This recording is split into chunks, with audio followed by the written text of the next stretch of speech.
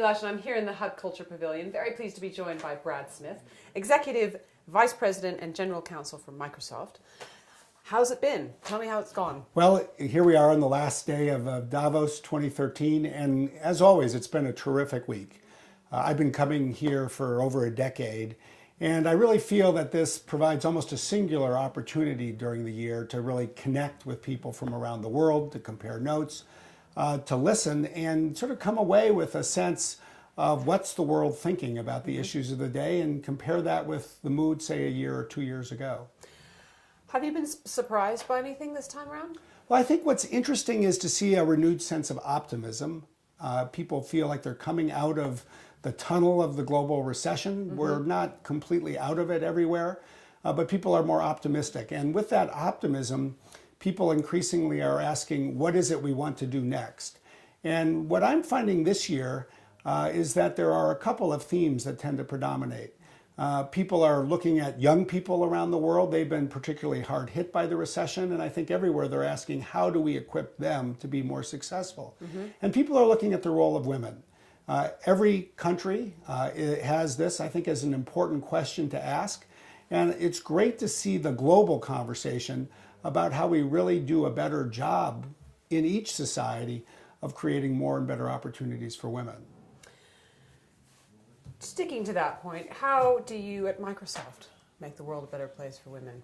Well, we've tried to do this first within our own company, and then we've really focused on the disciplines, the fields, if you will, that tend to be important in technology.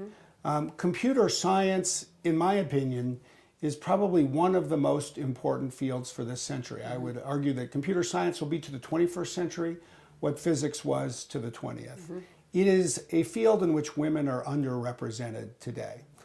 Part of what we're trying to do is excite girls, first of all, to think about math and science and computer science and really appreciate not only that it's exciting and fun, but they have something very important to contribute to it.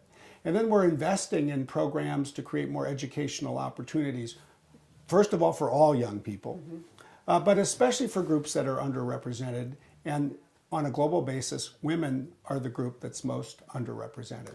I'm struck by this, in fact, with my own kids and looking at how they learn math, and it's just not as interesting as the way that they learn to read and art and all that kind of thing. And I get frustrated, and I wonder what would Microsoft do to make education and math more interesting for kids? Well, I'll give you one example because I think it sort of illustrates exactly the point. It's actually a Japanese company that created a game for Xbox.